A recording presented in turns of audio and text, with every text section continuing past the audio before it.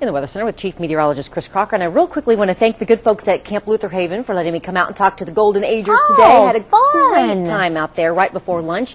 And as soon as we stepped out, the lake was beautiful but awfully chilly. Got us all thinking about winter. Yeah, you could feel the dramatic drop in our temperatures in the air. And that's not all that was in the air today. Along with the cool air, some snow falling. We have some pictures to show you. These from Mount Hood, one of the first significant snows of the year.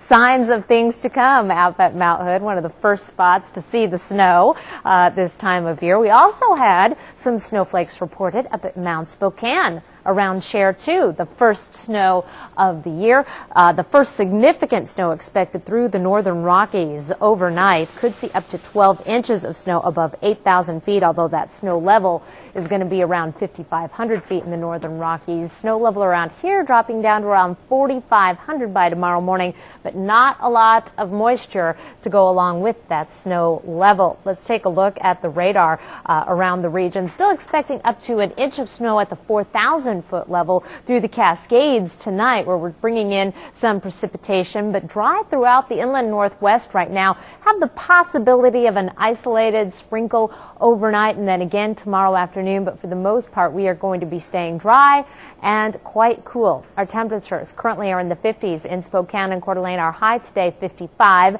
67 is our average high, and we're going to be in the 50s for the next several days. 52 right now in Moscow and Pullman. With the help of some late day sunshine, did manage to get up into the 60s in Omak, Moses Lake, and Wenatchee. Cold front is making its way to the east, taking the heavy snows along with it. Could see some snow mixing in with rain tomorrow morning in Salt Lake City, some of the valleys of southeastern Idaho, as cold air pours in behind our front. Again, enough instability. We may see some isolated showers tomorrow afternoon, but for the most part we'll be staying dry until we get another front moving in Friday and into the weekend, bringing more cool air and a better chance of wet weather. Taking a look at our national satellite and radar, the big news nationally is going to be this front and the cold weather it's ushering into the west, along with windy conditions. Red flag warnings up throughout the western United States. Another item of interest, tsunami advisories in effect for the California coast all the way up through the Oregon coast for a trembler that hit near American Samoa, and that is expected to create some dangerous currents along the west coast, so be staying tuned for more on that. Beaches are being cleared in Southern California, among other locations.